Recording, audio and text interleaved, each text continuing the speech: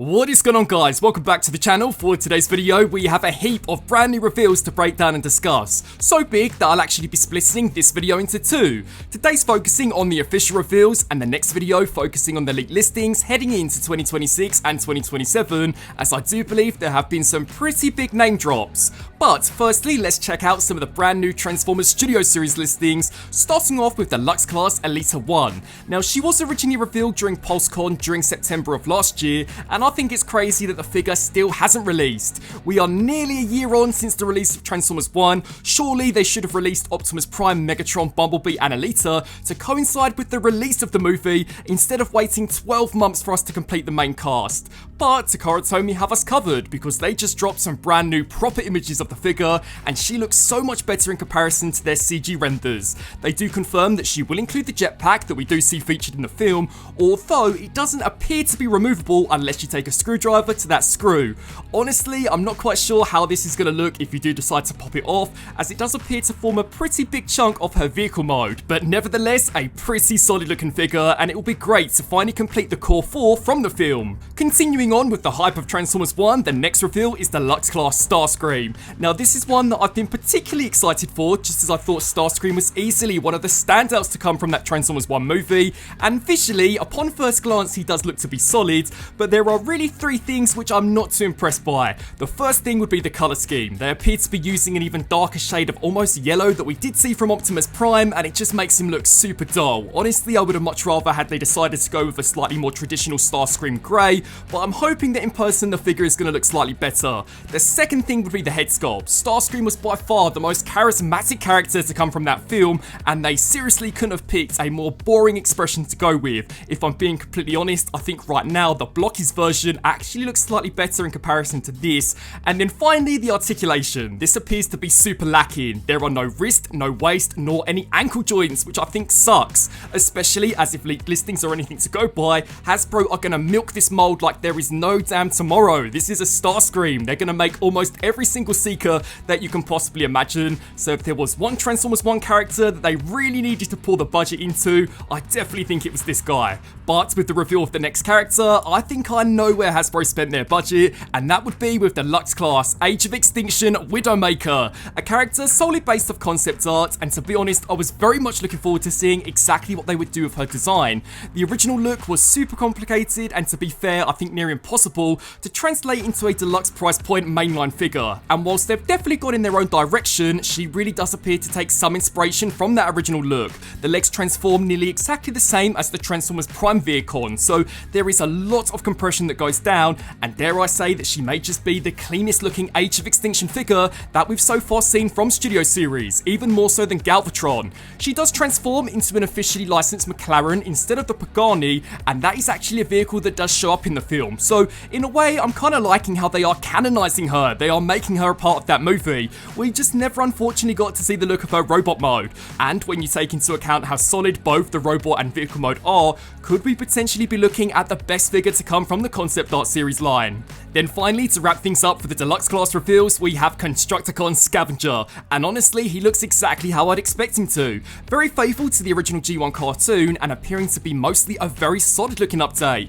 He will transform into an excavator, which unfortunately, much like Bone Crusher, doesn't appear to have any actual rolling wheels, which I still think from modern retail deluxe does kind of suck. It really does pull the enjoyment out of these. You're supposed to be able to roll these bad boys around, having them crashing into the Autobots, but unfortunately once transformed they are pretty much just glorified paperweights. He will of course form the right arm to Devastator, and if you guys are after a real good look at how Devastator is so far shaping up, then definitely be sure to check out my review of the Commander Class 2-pack, as I showcase how we can assemble 5 out of 6 Constructicons and how the combined mode is so far shaping up. And I've got to be honest and say that I think so far Devastator might just be winning the battle of the combiners.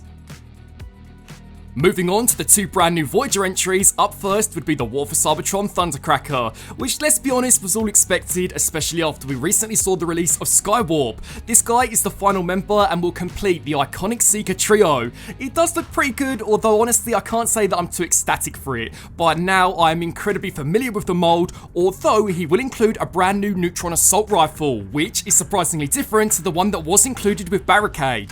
It's just a shame that this will likely be the final War for Cybertron character character released over the next few months, as I do believe the rumoured War for Cybertron Autobot Soldier has sadly been pushed back to 2026. And to accompany him would be Constructicon Mixmaster, which is looking to be a fantastic update. The Constructicons so far have mostly relied on the engineering from their Combiner Wars counterpart, whereas this one really appears to be an upgrade in almost about every single way, especially when it comes down to that truck mode. The Combiner Wars version looked horrible in that form, whereas this one looks to be incredibly animation accurate.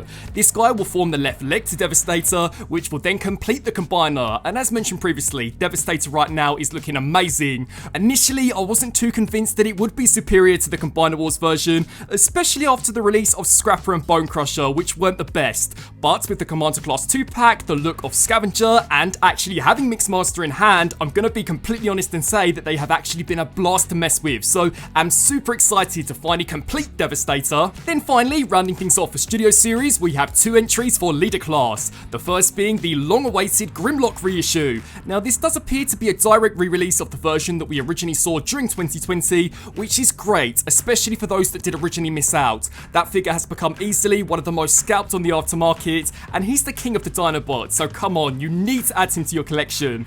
Although, seeing as we've already previously seen a core class wheelie, I would have much rather had they included the swords that we did see from the comic edition Grimlock, especially as the remaining 4 Dinobots have released, and for the most part with the exception of Swoop, are all unfortunately lacking them. Then last but by no means least would be Leader Class 86 Movie Megatron, easily the most anticipated release of 2025, and I think they well and truly nailed it. Despite transforming into a tank, the robot mode looks near identical to how he appeared in the cartoon, and is such a massive improvement in comparison to what we did see from the Transformers Siege Megatron, which, let's be honest, has been kicking about for far too long at this point. I will say though that I do wish the tank could have taken slightly more inspiration from how he appeared in the Transformers Devastation video game, but that's all I'll say about Megatron for now, as his actual review will go live next week, so definitely be sure to stay tuned for that. Now let's jump into the third and final wave of the year for Transformers Age of the Primes, kicking things off with the Lux Class Fireflight, the 4th and final member of the aerial bots, which will form the left leg to Superion. And unfortunately, as suspected, this will be a very minor retool of Slingshot, and that's honestly such a shame, because there is a pretty big difference between how their wings are formed when in robot mode. I'm honestly not quite sure why they always tend to do this when it comes to these combining frames. It's like they hook us in with the first 2 to 3 components, and then halfway through they just completely cop out with repaints. This looks okay, the head is brand new, and the colour scheme does do a lot of the heavy lifting, but this could have been so much better had they decided to go with a complete brand new mould. The jet mode, by the looks of it, does have a brand new cockpit, but honestly that's about it. And I guess the same can kind of be said for the Lux Class Skydive, the 5th and final member of the team, although this one I think actually works slightly better in comparison to Fireflight, as the robot mode does actually look to be pretty close to the cartoon, and the same can really be said for the jet mode. I guess at the end of the day, Hasbro must look at these and think to themselves that collectors will more than likely just keep them in their combining forms, but you have to bear in mind that we still pay $25 for these, the same price that we would pay if this was a complete brand new figure, so it is a shame that when it comes down to Superion, it's honestly kind of ending on a low note, which is something that most definitely cannot be said for the next 2, as this is where I really think the budget for Wave 3 was spent. The third entry into this lineup will be the Lux Class Micronus Prime, which firstly looks excellent. To be completely honest, I'm yet to be disappointed by any of the 13 released so far. This guy's essentially a quadruple changer. His first mode consists of him using the Apex armor to really size him up against some of the other primes which are already released. His second, I guess you could say, is his robot mode, which appears to be heavily inspired by his design from the Robots in Disguise TV show. His third mode would then be him using the Apex armor as some kind of one-wheeled Cybertronian bike, which still looks super cool. And then finally, Micronus himself can actually transform into a Minicon storage panel, and guys, I fear they have cooked with this one. He looks brilliant, so excited for this one to release. And then finally, to round things off for the deluxes, would be Venom, or as he's officially titled, Venim. Again, a completely brand new mold, which with the other Insecticons all being retools of each other, honestly I was expecting exactly the same for this guy, but not at all. He looks fantastic, dare I even say the best Insecticon released to date, and an incredibly distinctive looking design. Even the Insecticon mode, I think they absolutely nailed the look of. So, despite the final deluxe wave for the year definitely being a mixed bag, my goodness is one half shaping up to be amazing, and the same can really be said for the Voyagers. As up next is Voyager class Alpha Trion. Now I was hoping when listings began to leak that this wouldn't just be a simple repack of the version that we did see released as part of Legacy, mainly because that was a retool of Scourge and just wasn't really up to spec with some of the other primes which have been recently released. And he isn't. He is also completely brand new and appears to be more so based on Alpha Trion when he was known as A3, which is essentially a much younger, more youthful take on the character.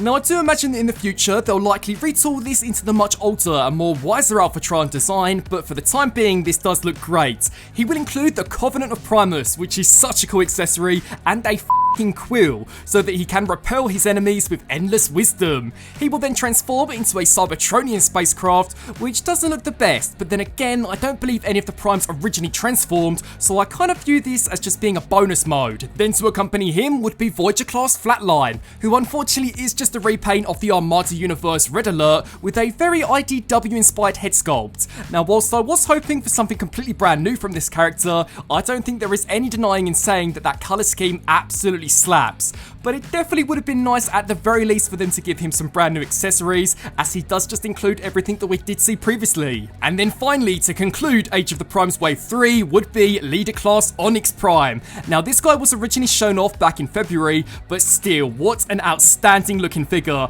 Easily one of the most ambitious designs that I think they've approached so far for Age of the Primes, and I think that they well and truly knocked it out of the park with this one. And that, guys, is a wrap. This video was really just me playing catch up with some of the latest reveals, as I do tend to always cover them, and some of these were just too big to miss. Again, be sure to check back shortly, as we will be diving in with detail to some of the leaked listings of what we can expect heading into 2026 and 2027. I would love to know what you guys think of everything discussed in today's video. Be sure to sound off below and let me know. As always, I thank you all so much for watching, and until my next video, I'll see you then. Transform and roll out!